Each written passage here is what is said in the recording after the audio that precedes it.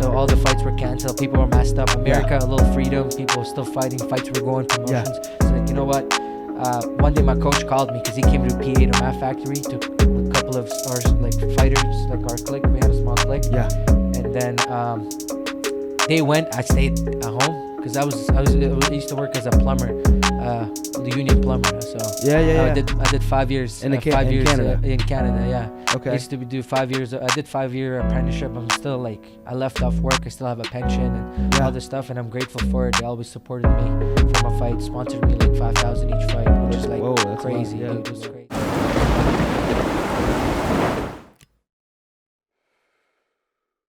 Dope. Live. Another episode of Adversity Kings. Special guest today, Bobby Murda. What's the last name? My full legal name is Ferdaws Nayimi. Ferdaws Nayimi? The way that the nickname was created is I made like a Facebook back in like 2012, I think. Yeah. This was when I was an immigrant in Canada. Yeah. So I was very shy of like putting my legal name out there because I just put the name Bobby. Yeah. And then it just went on. From then on, everyone kind of knew me as Bobby and stuff. And then the murder, it's something that my striking coach, Ivan Boris, came up with. Yeah. Is he out of Pittsburgh? He's from Toronto. He's from Toronto? Yeah, that's so we used to train together. We still do. Dope. And he just wanted. Does he come down to Pittsburgh to train with you? Yeah, he comes to Math Factory. Oh, did he move down also? No, he hasn't moved down yet officially like I did. Okay. Will he? Maybe, if the opportunities meet and there's some visa work issues. You guys don't love Canadians. Yeah, I know. I think like vice versa as well. Like it's hard to get into Canada from my understanding. It's hard to get into Canada. It's hard for Canadians to get into America, and it's so weird for me to to even comprehend being an illegal immigrant if you're Canadian. You know what I mean? If you were a Canadian, technically you'd be an illegal immigrant, and vice versa. If you're an American living in Canada without proper paperwork, you know what I mean? Like you essentially have no credit. You know, you're not able to buy anything. You're essentially without anything. So now, how old are you? Me, I'm 26. I just turned 26 this March. And so you were born and raised in Afghanistan? Yeah. Okay. I was born and raised in Afghanistan. I was born in 1996. Yeah. And then so what month and day? March 27. Okay, so you just recently turned. Okay, just recently turned 26. Then. Yeah, just recently turned 26. I hate having an early birthday. Yeah, because I still feel like it still feels good to be like I'm still 25. But you know, that's what some of my friends do. But it is what it is. Yeah, understood. So how long were you in Afghanistan? I grew up there in 1996. Yeah. And then we left our country in 1999. So I grew up there about 3 years. I don't remember much. Then where'd you go after that? I traveled to Russia. So my grandfather had 5 wives. Back in the days, I'm Muslim. I come from like a different cultures. Yes. So my grandfather, from my dad's side, we lived on the west end of Afghanistan. There's a province called Herat. It's like, think about Cali and then think about New York, right? Yeah. So my mom was like from New York, whereas like Kabul. Yeah, that's where the capital is. My dad was like from Cali, so we were in the West End, and then his father married 5 wives. He was the first son, and then my dad's family was heavy in Persian rugs. Back in the days, he used to have a lot of sons. Yeah, he would all make a family business, and then 1999, the war happened between the Afghans and the Taliban's kind of was created. Where does the Taliban originate from? It's a long story, but I think it's comes from like organizations like ISIS and things like that. You know, if you get into deep politics, it comes from majority of like Pakistan. That's where they originated from. Yeah. You know, so yeah. Is Pakistan right beside Afghanistan? The whole politics from that is Afghanistan used to have certain land, and then Pakistan took it over in 19-something. Yeah. I forgot the history. Is that kind of what was happening with Israel and Palestine? Yeah. Literally the same thing, but this is like all that like people still beefing about it. Now, what had happened there? Was it Palestine's land first, and Israel was trying to reclaim it? Is that why they were? I think Palestine was there, and then Israel, they gave some land to Israelis. And then now Israelis trying to take it over. So that's from my They want to take it back or something. It's crazy, man. I feel it's like very gruesome. Like just it's no religions, mercy. You know, religion is used as a weapon. Like absolutely, you know, in so many different ways. It's like 2022. You would think like we would have some sort of a peace. Yeah. And there's like war going between Ukraine, Well, this is a everyday money. Money dictated world, and war brings money. You know, so I think people, to my like best guess, I would imagine people are kind of puppeteering certain, to a certain extent, instigating and trying to generate some level of aggression and some type of war activity, because I know it's gonna generate some type of funds, right, causing that chaos. If everybody was at peace, I feel like there might be less money, more money, more problems, sadly. So you go to Moscow. So you go to Moscow when you're 3 years old. So then my dad met someone in the black market. Right when the war happened, their store got robbed. They used to be very wealthy back in from my dad's side. Yeah. So they had like a safe in it, like they have a supermarket. Everything got stolen. Taliban took over the city. My dad met this guy in the black market, and I give a huge respect to my dad for making this decision. Because if I was an issue at his age, with the new baby and just paying some random dude some money that he would promise me he would take me through 4 countries, and then get me to Russia in like a 2-week span. Yeah, that was like, it's mind blowing. Just like, you know, me being here is like 1% of chance of all my the whole population of Afghanistan. You know, way smaller than that. Yeah. So and then once we met this guy, we had to leave Afghanistan to Iran. So we illegally crossed the border to our neighbors, and then from Iran I went to I think it was Tajikistan. We were there driving in a car, like illegally through the woods, walking a few days. And then we finally made our way to Kazakhstan. And then when we were in Kazakhstan, we had to hide in the bunk bench, right? So it's like, imagine this is the seat of the train, and there's another couch like this, and there's 2 top floors where you could just lay down and sleep. And we, like, imagine if you open this couch up, and you could like put your luggage in there. Yep. And then close it. So we were inside the luggage area. People were sitting on us. And that was when you guys were going to Moscow? Yeah. And so they put you in containers into a couch. It's kind of luggage area. It's like old school. It's a heavy metal and like cardboard. Or like it's like a box basically. Sleep on it, and then you lift it up. You put your luggage. So how long were you guys in there? We're in there like a couple of hours. I mean, my guess from my mom's saying is like 4 or 5 hours. Yeah. Yeah, and then we finally made it to Russia, and then. So it wasn't a long trip from Afghanistan to Russia? From Afghanistan to Russia, it was a 16-day trip, illegally passing through the borders. But you guys weren't in the container for... No, it was just like a couple hours, because you got to get from Kazakhstan to Russia through the train. It's like 4 or 5 hours or something like that.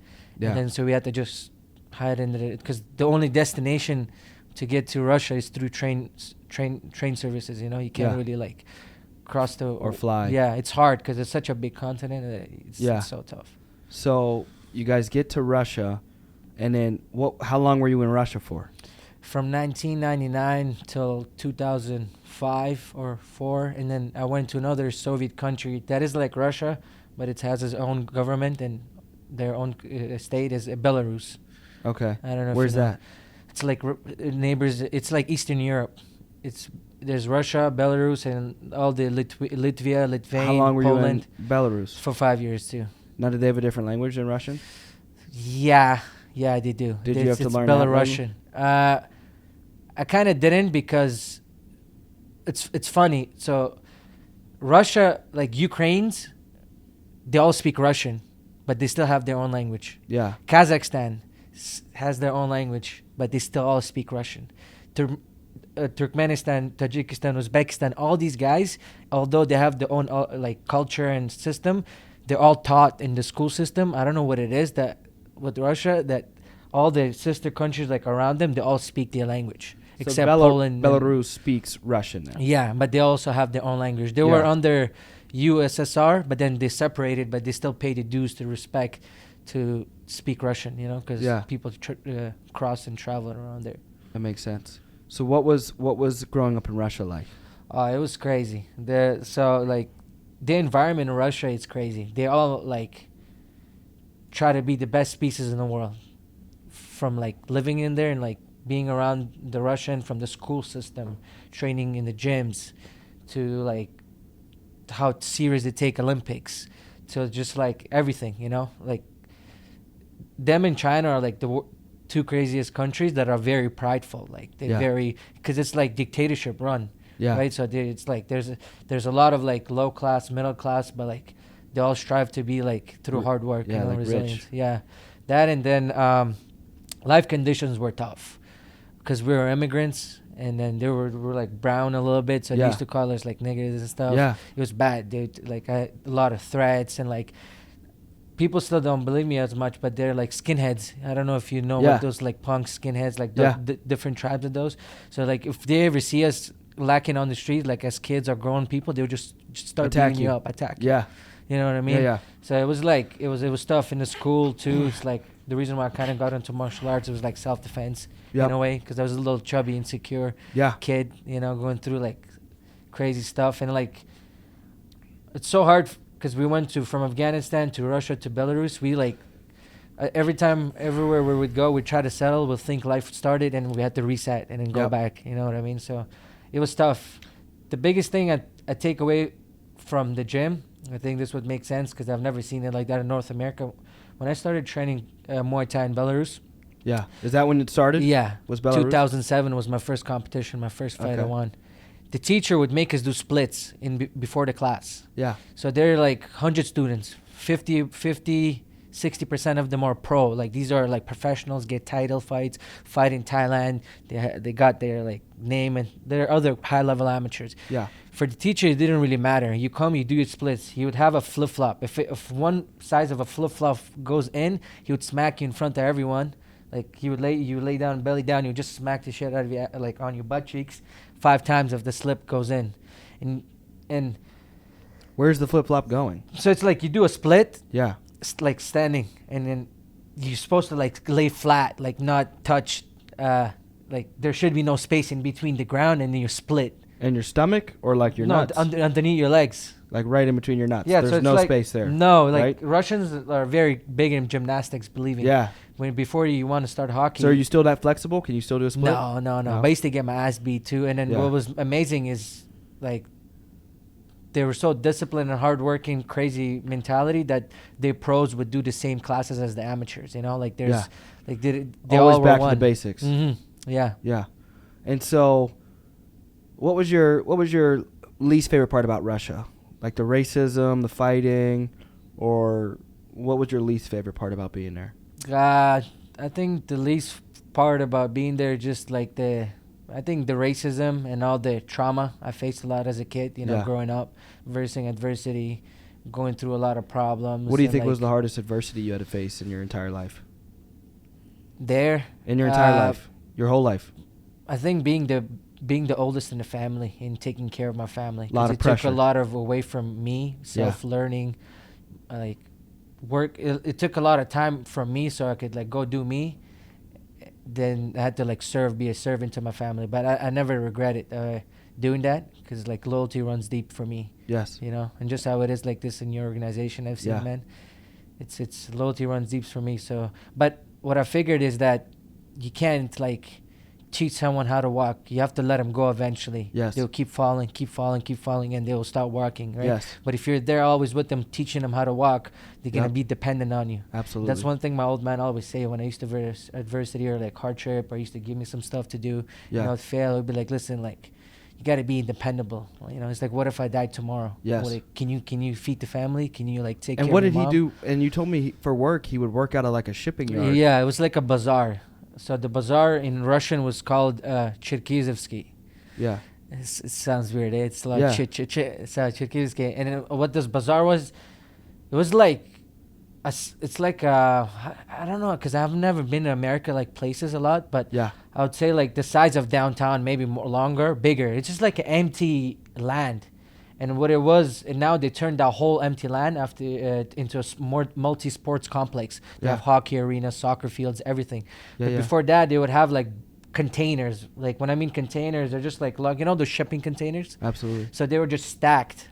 Yep. Maybe up to the highest, it would go up to 2 or 3. Yep. And then people would literally sell stuff off. How can I say it? Like they would just go to China, hustle, bring like bunch of wholesale anything. You want anything. You want umbrella, they have it. Phone cases, they have it. Shoes from like not real Nikes, they have it.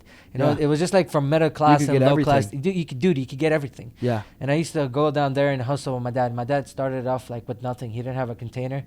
and then slowly he just built it off scratch. Bought one, but bought another, and I used to go a lot into the market to work with him, and that was like the crazy scene. Have you ever seen a Chinese person speak Russian?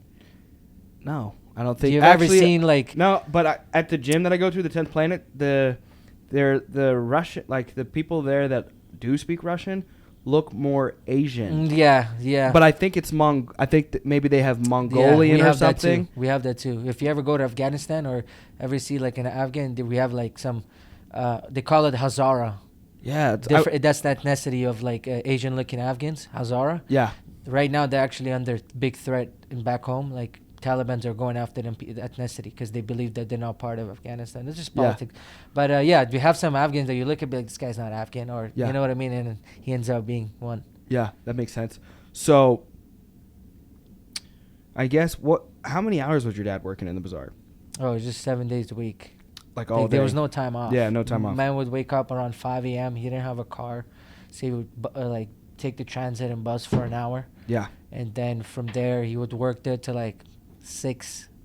It was like sun up, sun down. Yeah, sun up, sun down, 7 days a week. And the way our part of religion kind of plays, or I wouldn't say religion, culture, is like men usually work, women take care of kids. Yeah. So we spent a lot of time with my mom, and I wouldn't trade it for anything. That was the religion. Learned so much how to be a man, and like is the religion that your family, your dad practiced, was it Muslim? Yeah. Now, is that when do you stop and pray throughout the day? 5 times a day you're supposed to pray. Now, that's do you do that? Right now that I'm like fighting in full time and stuff, not working, yeah.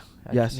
It's not like, I'll be honest, I'm not a perfect person. So like if you miss a prayer, like you don't get beat from family or anything like that? No.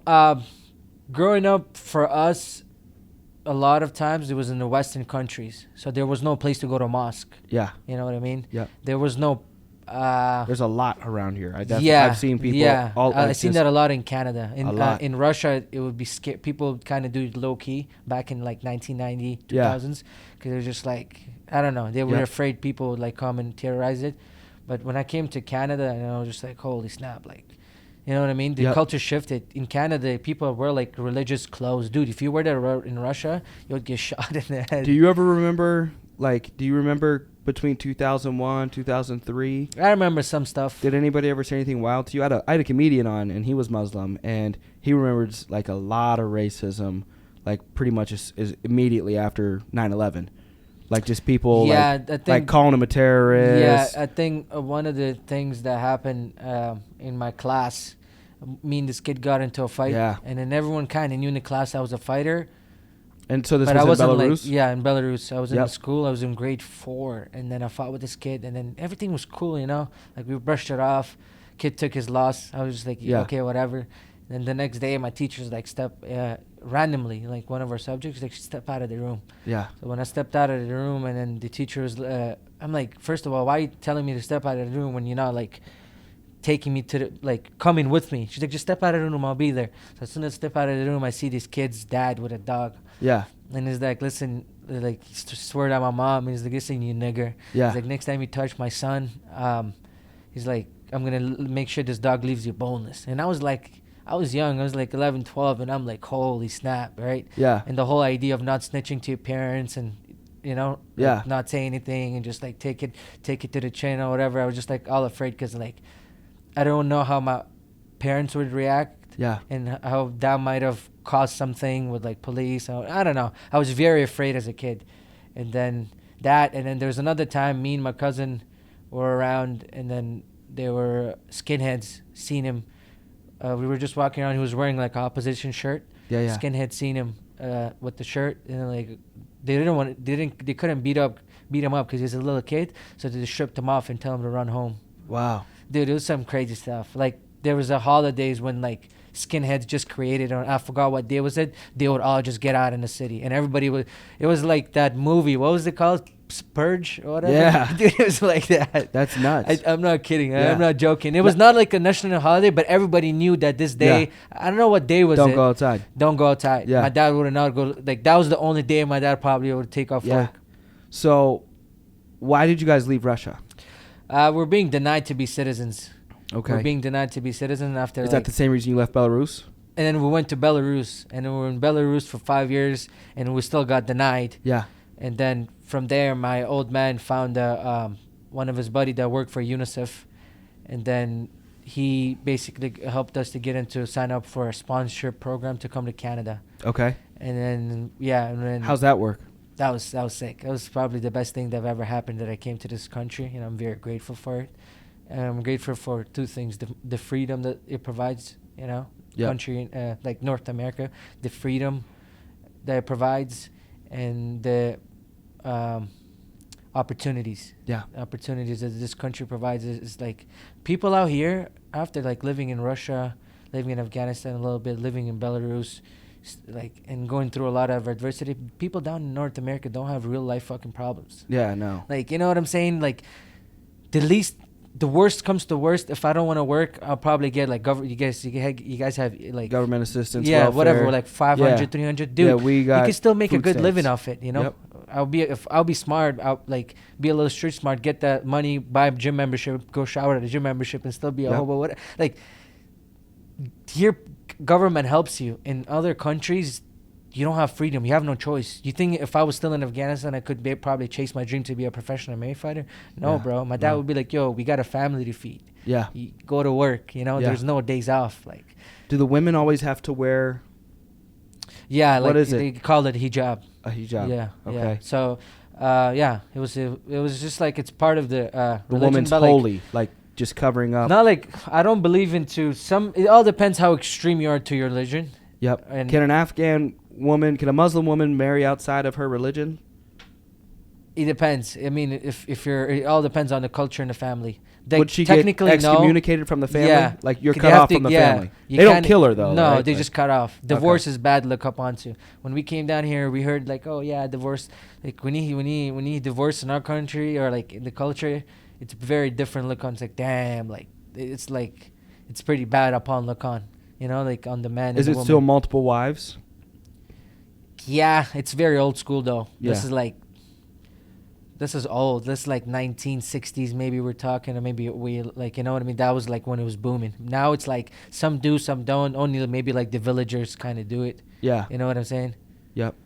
So, and then when we came to, before I was trying to, as soon as we're about to come to Canada, I can never forget this day. We used to watch a lot of Home Alone, right? Yeah. So, and then like a lot of these American movies, we would never understand it, but we would just watch it because you could just connect by watching. Yeah. You don't have to understand. You know what I'm saying? And that was so powerful. So, and then my dad's like, yeah, we're going to Canada, this and that. This is 2 weeks right before our plane ride is on. So they just told us.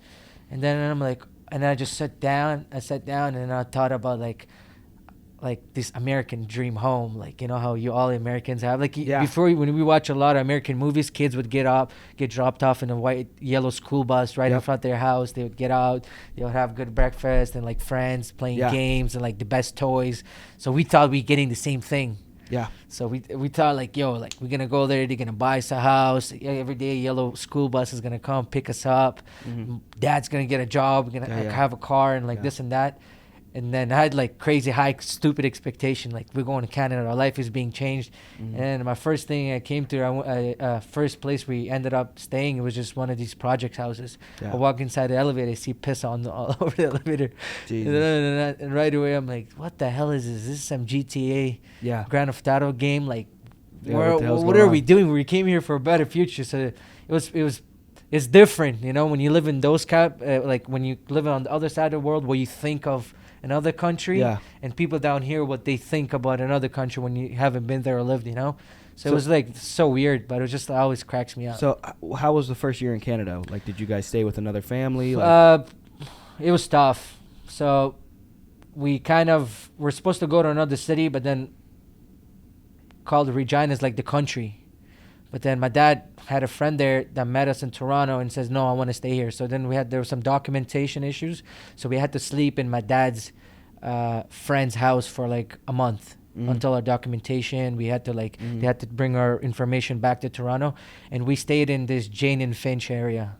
And I'm sure when people are going to be watching in Toronto, like they would understand how bad the neighborhood is. Like the projects, like probably the south side of Chicago. Yeah. The shootings and crazy, dude. Like it's Jane and Finch. I thought Canada was all like bacon and syrup. I didn't realize there were any bad parts. No, it's bad. It's pretty bad. And then in Canada, like here, you guys have African American, right? Yeah. Like kind of the same, but not really. Watch what I mean. In Canada, we got whole different type of African American. Like we got Jamaicans. Yeah. We got Somalis. You know, we got Trinidad, we got Dominicans, you name it, every different, you know what I mean? And everybody everybody kind of knows different, like everybody kind of moves with a different culture, different sauce. Yeah. You know what I mean? Like, it's pretty cool. That's one thing I didn't see. That's the one thing I saw difference between America and Canada. But then the neighborhood we lived in was pretty rough. But we're like immigrants. We didn't know. So how long did you live in that neighborhood? For like a month. And then we were so sick of it. Bed bugs everywhere, biting us as kids. Like, it was just one bedroom. It was a family of 6, me, and then my dad's friend would sleep, like, in the kitchen. So, like, it was pretty rough. And then we finally moved into our house. Our first week of our official own house, I would never forget this. We had no couches, no carpets. We literally slept on an empty floor. Yeah. Like, just, dude, nothing. Nothing in the house. Maybe we'll go buy some food, take out. Like, not even a blanket, not even thing. It was just hard floor, wooden floor. And then it was like a week we're living like that. And then because we were waiting for the government to bring us couches and, like, beds and stuff. And then. So did the government put you guys in the house? Yeah, they helped us. No, they helped us. Okay. And then, so anyways, one day my mom started crying.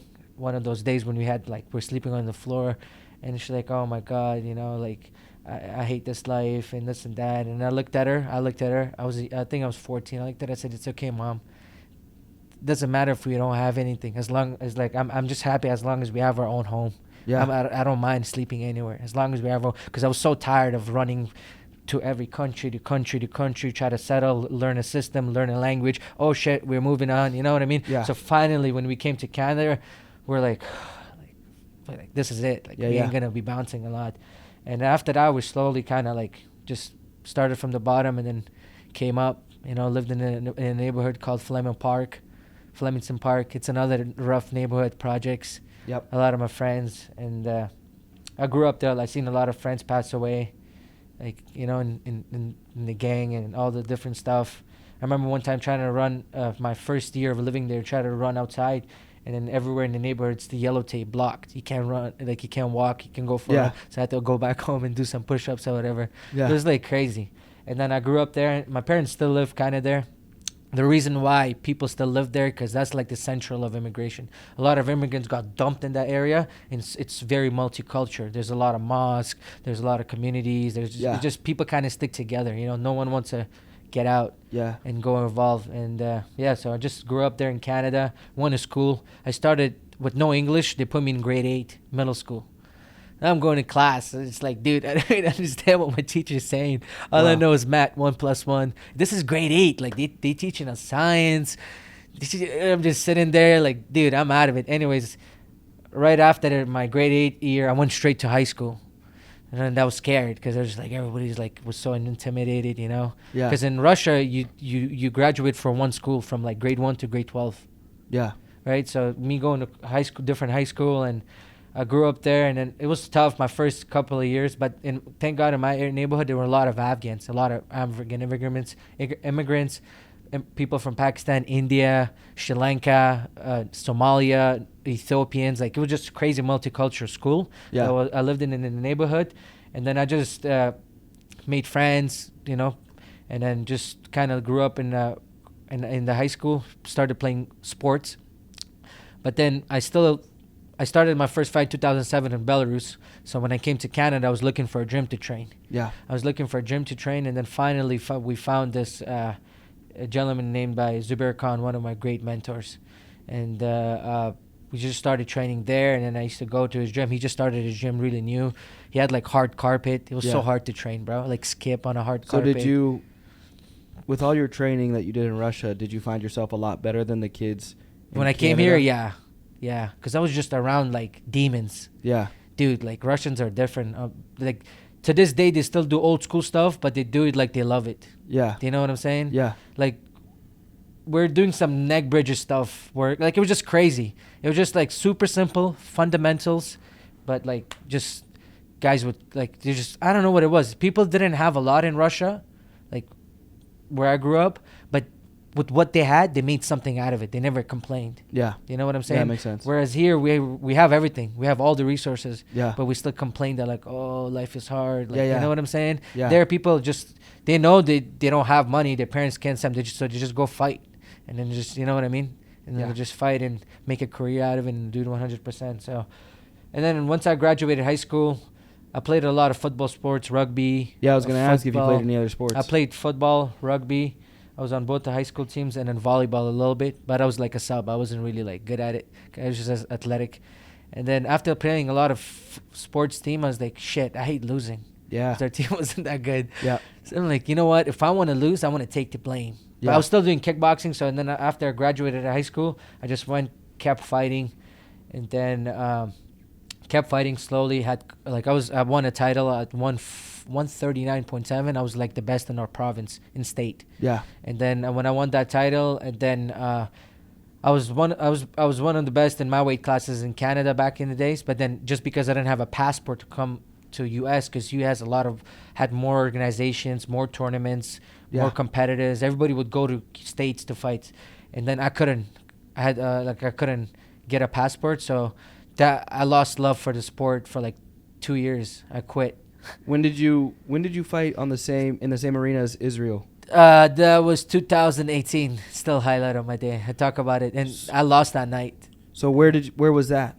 That was I fought for Team Canada in 2018. So when did you move to PA then? I moved to PA in June of last year, 2021. 2020. So you've been in Canada since 2014 till 2021? I've been in Canada from 2009. 2009. Till like 2021. Yeah, 21, yeah. Okay, and so you probably haven't even been back since. No, I couldn't. I'm working on my visa. I'm just married to the game now. Yeah. You know, like I've. So do you stay with a friend in PA or? I stay alone at my spot. I live in a gym. So okay, so I was gonna say, so didn't you stay at the Mat Factory? Yeah, I stay at the Mat Factory. Yeah, it's pretty. It's pretty cool. Yeah, that's. Well, I mean, I stay here pretty much. Yeah, it's good. I mean, I'm so grateful to be a part of that thing, and that was the best thing that happened. I came to PA to fight only twice because the COVID thing. Again, Canada sucks, so all the fights were canceled. People were masked up. America, a little freedom. People were still fighting. Fights were going. Promotions. So like, you know what? One day my coach called me because he came to PA to Mat Factory with a couple of our like fighters, like our clique. We had a small clique. Yeah.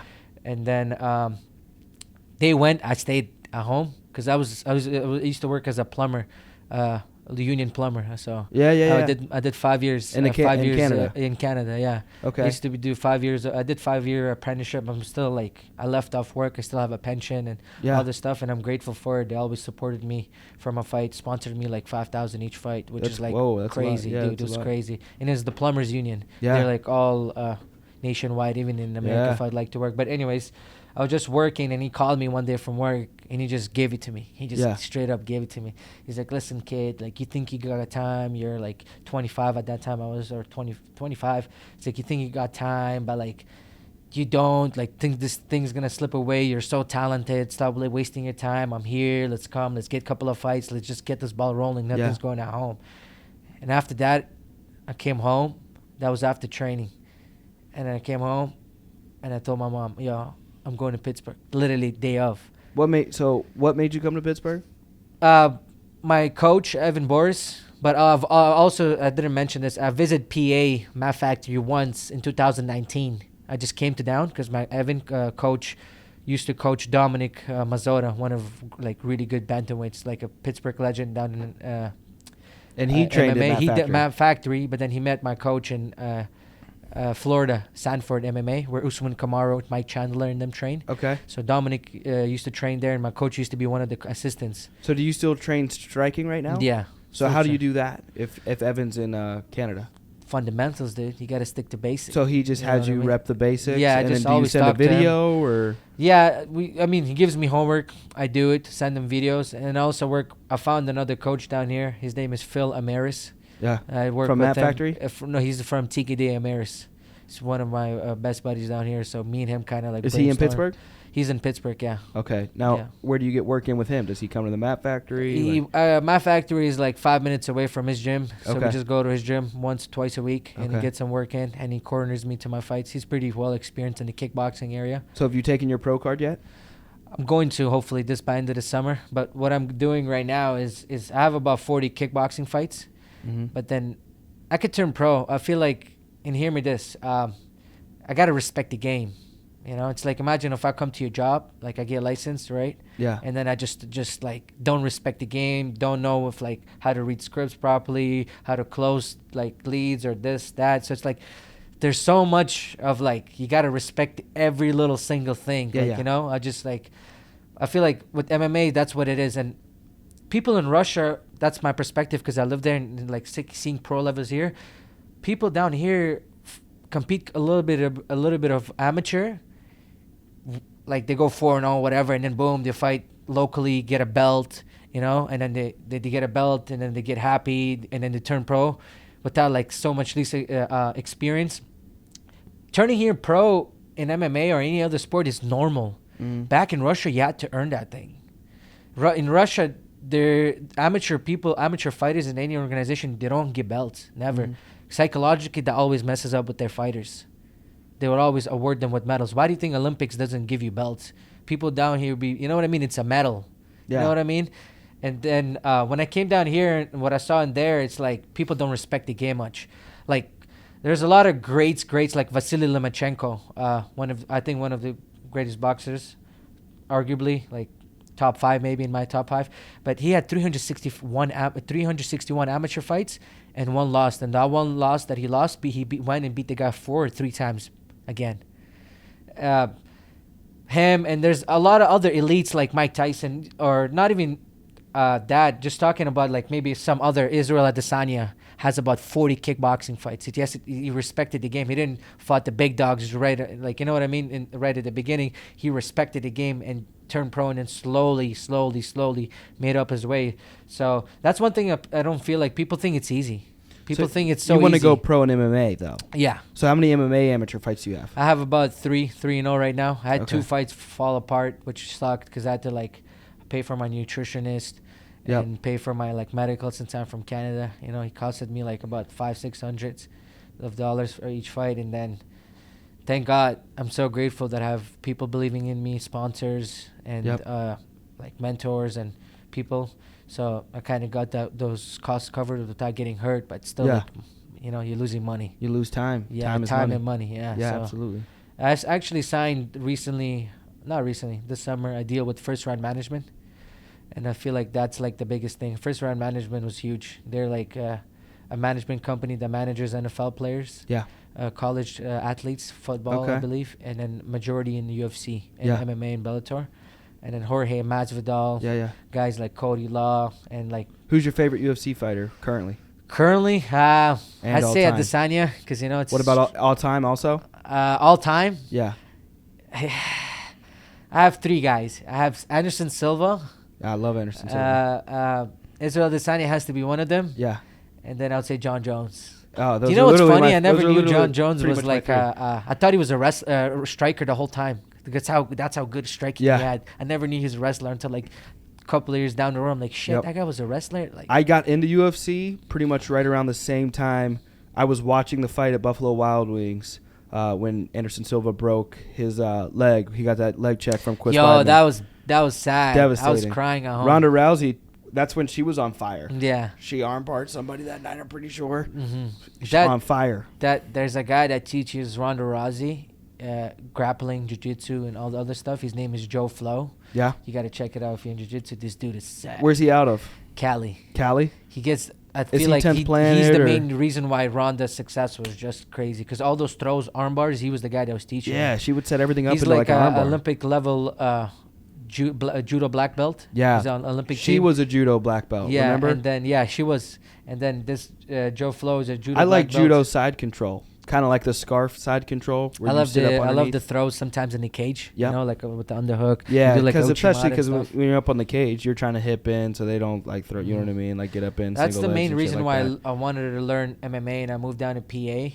I didn't want to be like have a weakness in my game. You know? Yeah. Like I want to be I don't want to be like people be like, hey, that guy's a striker.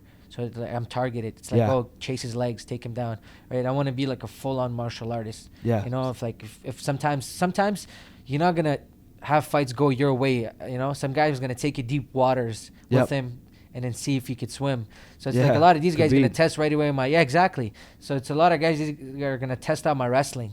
So over these past 9 months, I've seen like you've probably got incredible the law of attraction, the environment you surround yourself with, how you think. Who you are around all the time. You know that thing says if you chill around like four broke people, you're gonna be the fifth. Yeah, and I think a lot of this goes to I give credit to my coaches at like Isaac Greeley. Yep, such an amazing. Is he the best person you've ever rolled with? One of the best. I still have a hard time. I only took him down once in like this whole year. Yeah, that was like a month ago or so. And I got so happy, dude. I was like, it's like a kid in the park. Like, yeah, it was so happy. I finally took. He's crazy. He's so good, and he helped me so much. I literally came down here, fought after 2 amateur fights. My progress was so fast that I was just addicted. Yeah. To my progress of like learning wrestling and like mirroring the game and like finally living by myself alone, going through a lot of these sacrifices, still coming in at the top. And he kind of just like helped me out with the place, literally right off the gym, and then like hooked me up with like. He's just been helping me out so much, mentoring me, teaching me about the game, taking me sometimes with him to Bellator. Yep. And then watch Cody Law, one of his fighters that you know, and I like Cody a lot. I think he's gonna be a great fighter, and just like taking me under his wingman. It was one of the best things that I've ever.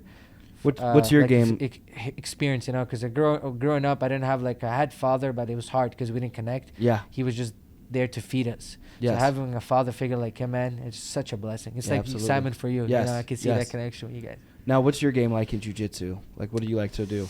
I like more front headlock stuff. Yeah. Like, you know? Yeah. Like, just anything like from waist above. I'm getting a little better with like leg locks. I'm trying to get into that world. Like, again, I want to be complete. You know what I'm saying? Absolutely. I just don't want to have it. But right now, like, I got a little better of like, taking someone down. No, I'm not afraid. I'm very confident to take someone down. Are you a purple belt? Or? No, a blue belt. Blue belt? I got my blue belt this year. It was pretty cool. Good. It was like after like 3 years. Yeah. Of 3.5 years of doing it, I got my blue belt. Blue belt. That's the goal. Yeah. Blue belt from Isaac, and that was pretty good. Yeah, that was pretty cool. That's a good blue belt. And then like when I got it, and I remember telling myself, I'm like, oh damn, I got my blue belt. And then I literally said this to myself. I'm like, no, stupid. I earned my blue belt. Yeah. You know what I mean? It's so sick when you earn something. Couple of times, yes. But I try to keep it no gi for MMA, you know? And then maybe once I retire and get old, maybe I'll just put on a gi and then see what it feels like. Leave that for me to discover. Yeah. For like later on when I'm tired. You know what I mean? Like it's crazy. So it's a little different. But I don't mind it. I like the grips and stuff. Yep. But I like no gi. Could just translate the I try to do gi once a week. That's sick. Yep. But I'm not MMA. So but I wanna get probably it really corresponds for me for the business. You know, once the business is at another level, then I want to start to incorporate more of the strike game because Simon got me in a little bit of the strike game. Mm-hmm. But I mean, really the only thing I was working on was, you know, the 1-2. You know what I mean? Simon. I boxed a little bit as a kid. You know, did, eh? A little bit, a couple months, half a year. Still good. My dad was just real big in Little Rock, Arkansas because he was huge into boxing. I think he boxed himself. I don't know. Well, you're from like, you were born here? Born here, born in Little Rock, Arkansas. Nice. And you're not familiar with him, but some people might know who Jermaine Taylor is, and him and Kelly Pavlik. I heard about him a lot from Mike Tyson's podcast. Him and Kelly Pavlik had huge. Kelly Pavlik is big. Yeah, they had a huge bout, and you know essentially he's like family. Jermaine Taylor's like family. I remember boxing with him, and sick, dude. Yeah, but I was a kid. I was 6-7 years old, and remember being in the gym, you know, my dad working with them, and they're just that's like, sick, man. But I mean, that's how black people are. We say everybody's family. So I don't know how legit. Hey, I don't know how legit family he is, but I can think now of like how much my eyes have been open to jiu-jitsu with like how much I don't know, just makes me realize, like, I thought striking usually was just more of like you just work on it and you'll get really good, like kind of like playing UFC on Xbox. Just press enough buttons, you'll beat the shit out of somebody. That was the main reason why I started doing Muay Thai, because I've been doing striking for about like 14 years. Yeah. So I wanted to do something new to get back into that white belt mentality every day. Do you know what I'm saying? Like I needed my ego crushed. I needed my ego crushed. I needed to go back there and learn. You know, don't run away from my problems. Learn it. So it was pretty cool. I think my first experience of like wanting to do UFC was one of my friends, Stan Pavlovsky, is like a big tech guy. They're in the tech world. Yeah. He works and then for this company called Retriever, I believe. Yeah. Pretty big company. And his boss is he's like a millionaire. Like he's a pretty wealthy guy. And he was my first millionaire friend.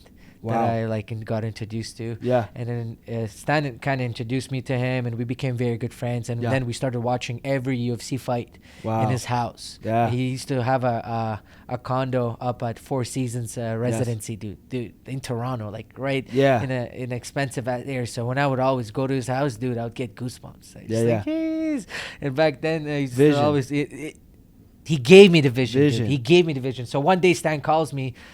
He's like, yo, he's like, Jason's gonna call you, and he's like, I can't make it, but go. That's all he said. Yeah. And then Jason calls me, and he's like, hey, Bobby, you want to go to a UFC event? I was just like, yeah. And then he's like, all right, cool. Tomorrow night, come in. We're gonna get a rental, and then we'll go. Meet me at my place at 9. So I was like, sick, perfect, cool. And as I'm about to go to sleep, he messages me. He's like, fuck it, we're not gonna drive. We're gonna fly. Yeah.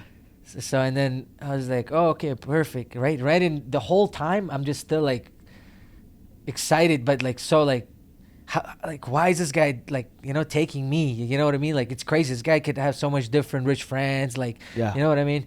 And then anyways, I came up to his house. We Ubered down to an airport in the city. There's one airport called the Billy Bishop. It's right in the Toronto's island. Like there's an island. It lands on the island, and then you get like a ferry and like tunnels to go to the city. But you can see the whole skyline of Toronto. It's pretty sick, so beautiful. I'll show the pictures to you after.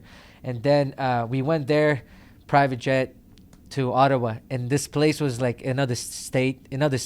It's like the capital of Canada, and a capital city. And then it was like, I think 3-hour drive, but then we just flew for 45 minutes. Yeah. And then we got there. Next thing you know, we Ubered to my thing. He got me a presidential room, like suite for me and for him. I was like, that's crazy. This guy just wants to like give me a room. That was pretty cool. And then we went to the UFC, and then we literally sat in the front row. Front row, and I'm just like looking at it. And then who was the main card? Donald Cerrone against Al Quinta.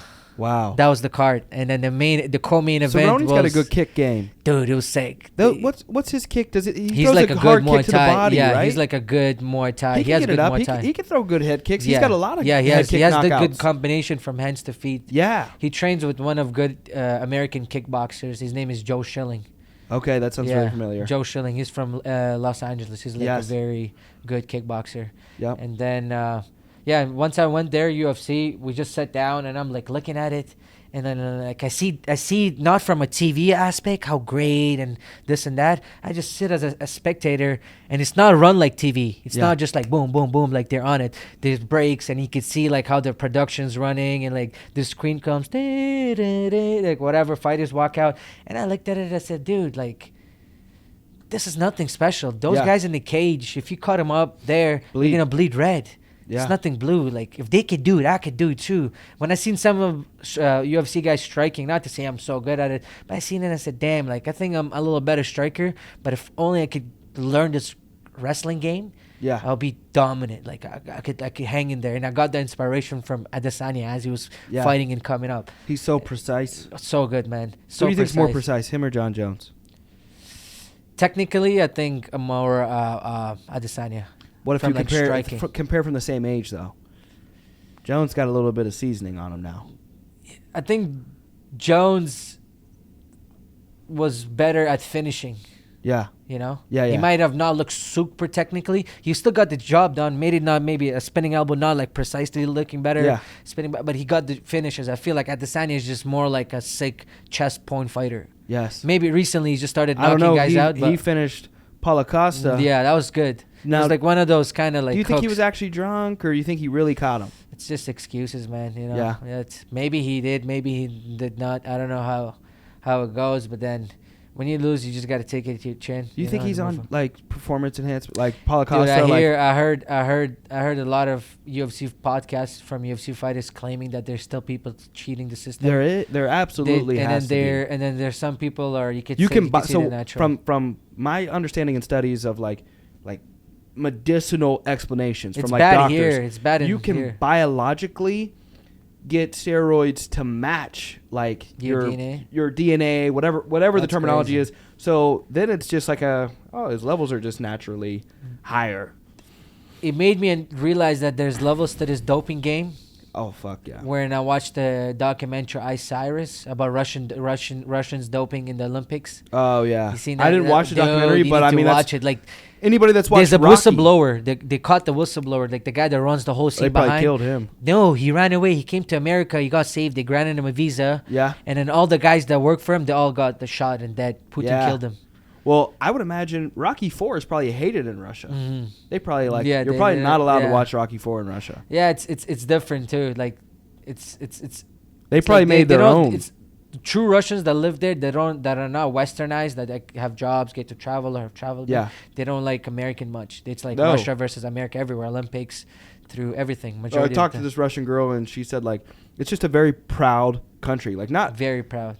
Almost on like the borderline, like egotistical. But I think I would rather have an aggressively proud country than an aggressively soft, like submissive, take whatever you want type of country. Yeah, I feel like they say never hate the experience that shaped you who you are today. Yeah, absolutely. And I went through a lot. If I had to go to war, I'm taking like if I had to go to a man-to-man war, I'm taking the Russians. Mm-hmm. It's pretty crazy. Like think about like Russians.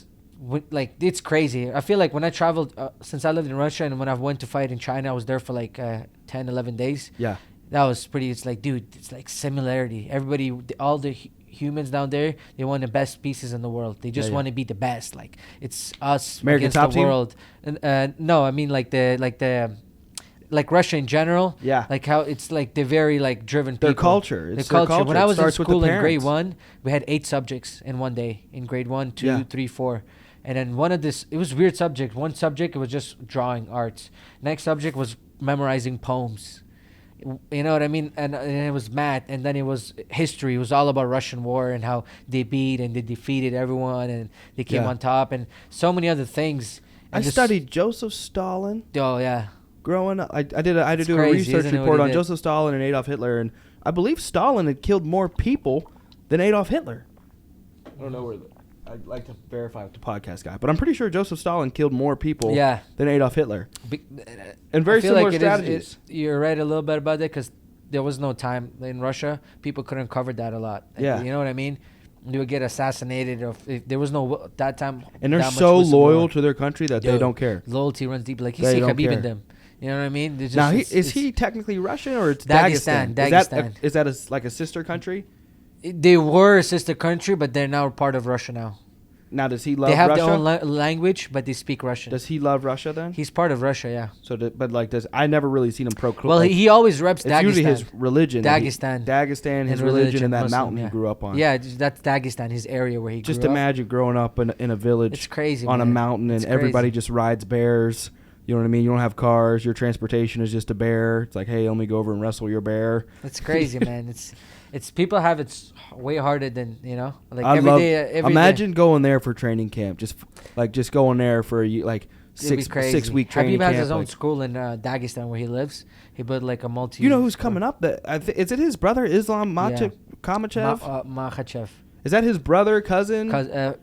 You know how you just said that about that boxer friend? They said that was family. Yeah, that's how it is. That's how it is. You know what I'm saying? I mean, they look identical. Yeah, they do. I don't know what it is. They lock.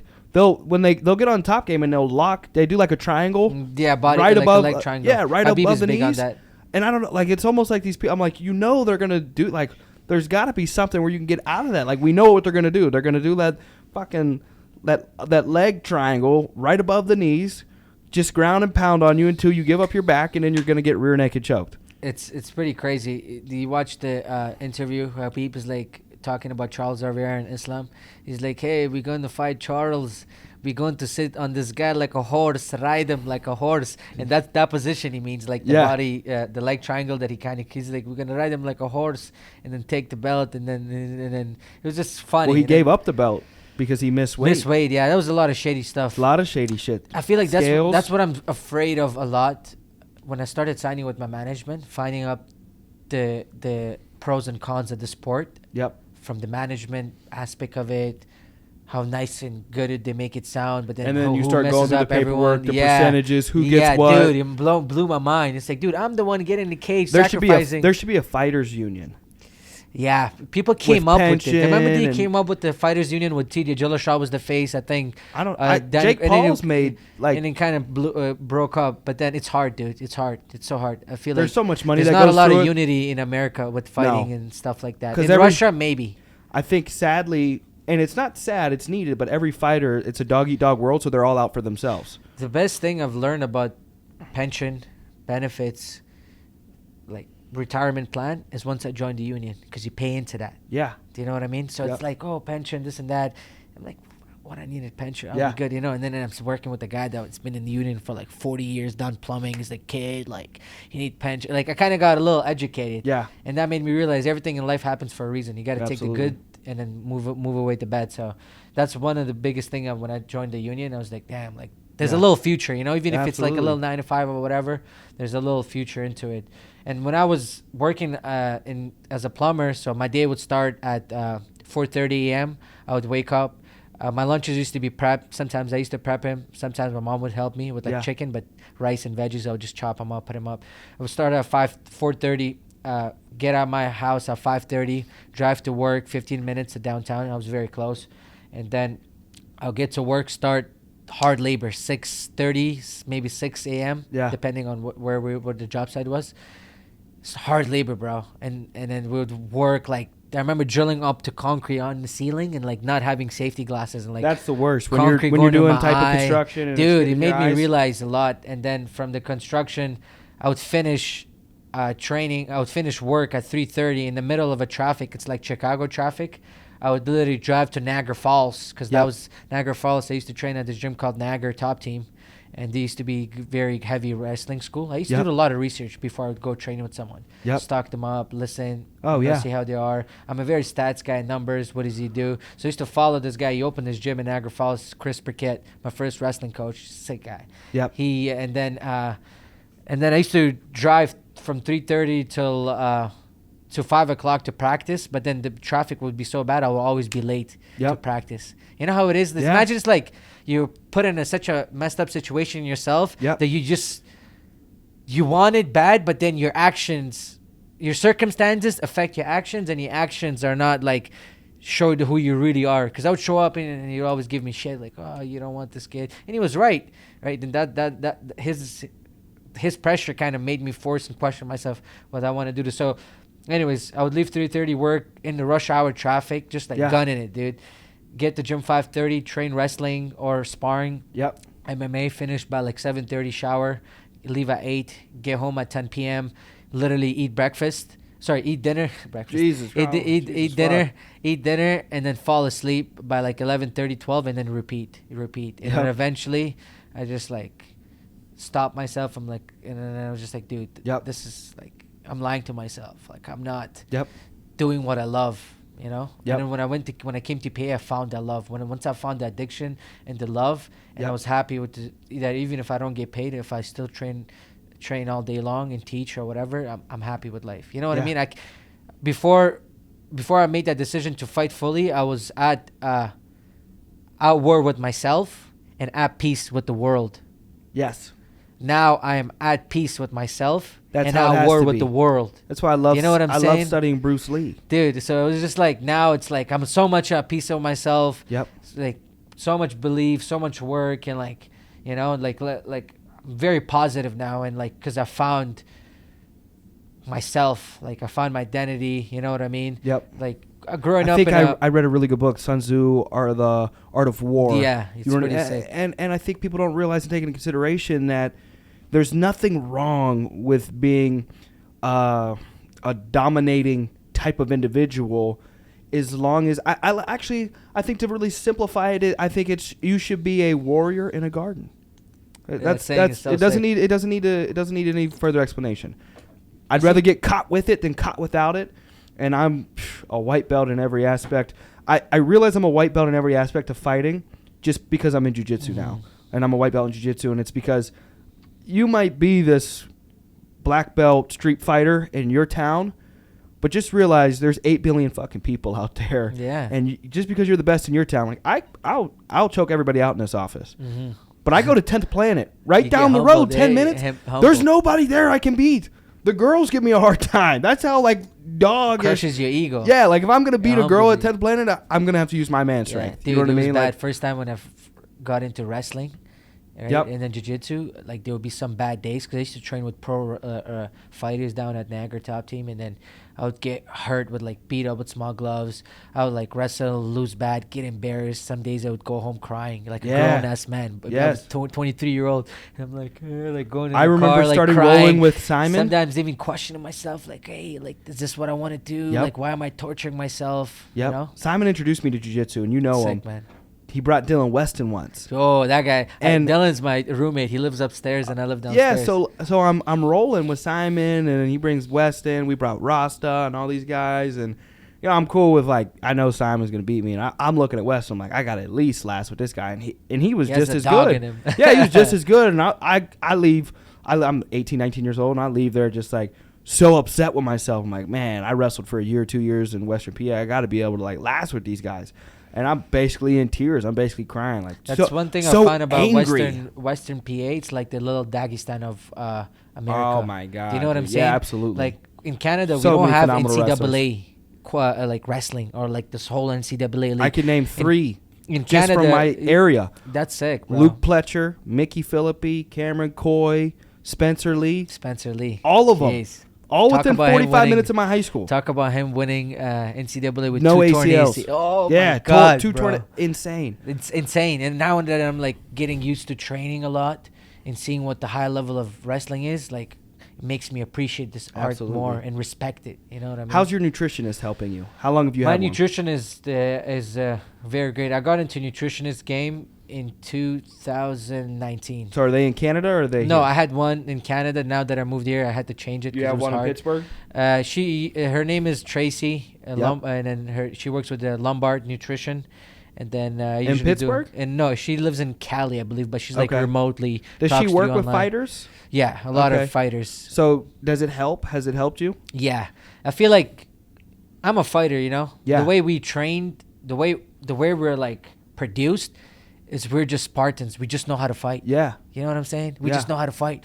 That's all we do, bro. We spent 3 months in a gym for one moment of our life or 15 minutes in a cage. That's it. Yeah. You know what I mean? So when it comes to nutrition, and as you're fighting, you get into training camp, that's the last thing you ever want to stress about. I used to stress about what am I going to eat? Am I going to cut weight? What do you find? I didn't trust do you track my your system. sleep or do you track your heart rate, recovery? Yeah, I take recovery very seriously. I learned that a lot in 2009. Do you have a Whoop or what do you? I actually recently ordered a Whoop watch. Yep. I learned it from a Rogan podcast. I used to watch a lot of his. I had an Oura ring and lost it. That's pretty sick. That's a little better. But I got so pissed. I spent $500 on this ring. I'm like, I'm never tracking my sleep again. I'm pissed. It's pretty good. It was good, and I lost it. And then a lot of recovery stuff I learned, it was from Cody Law. Yeah. He's like a Bellator fighter that trains to train at Math Factory, him. And then I take recovery serious. I do ice baths, cold tubs, stretching, I do hot yoga too. Like this morning. Yeah, exactly. This it was pretty pretty sick. Morning. Yeah, I think we'll run it again tomorrow. And then it's the little things that make you better. Yeah. You know what I mean? That 1%, the little things, the fundamentals, the just getting out of your comfort zone. Yep. And it's like the tight. The little things. We're tight on time. I want to end with 4 languages. Yeah. What languages? English? English, Russian, Farsi, and Dari. Farsi and Dari. Yeah. So Farsi is what Iranians speak. And then Dari? Dari is like what Afghans speak. Afghans speak. And some other states or countries. And now that you understand English, what's your favorite movie? Is it still Home Alone? My favorite movie, it's Blood Diamond.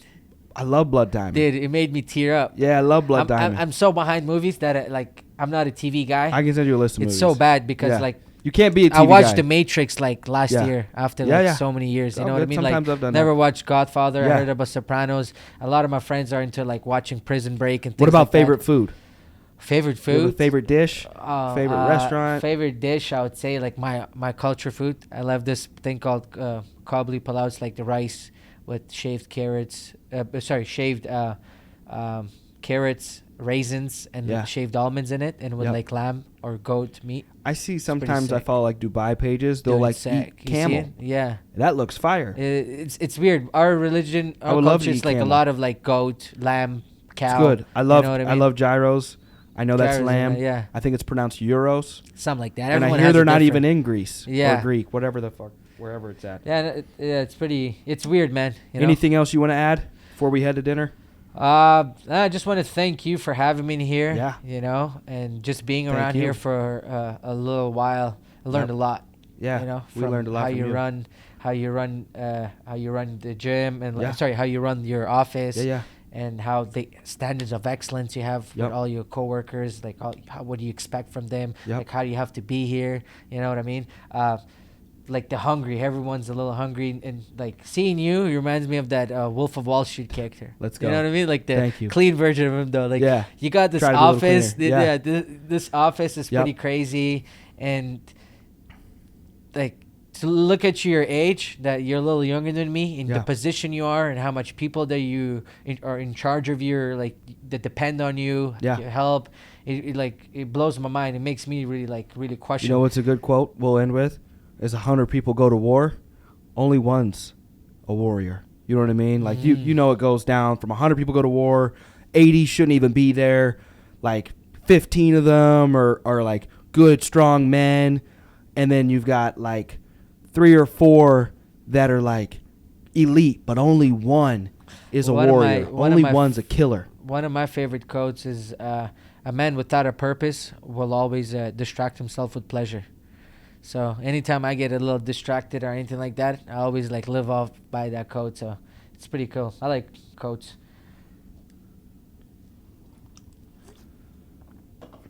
All right. Well, Simon's blowing us up, so we got to head over. I think I asked everything I wanted to ask. So I think where can you have any fights coming up? Where can people follow you if they want to? I have social media. I'm on Instagram, BobbyMurda_786. Cool. I just kind of anything else you want to shout out? I just want to shout out all the people back home. I haven't been home. My family, I miss them.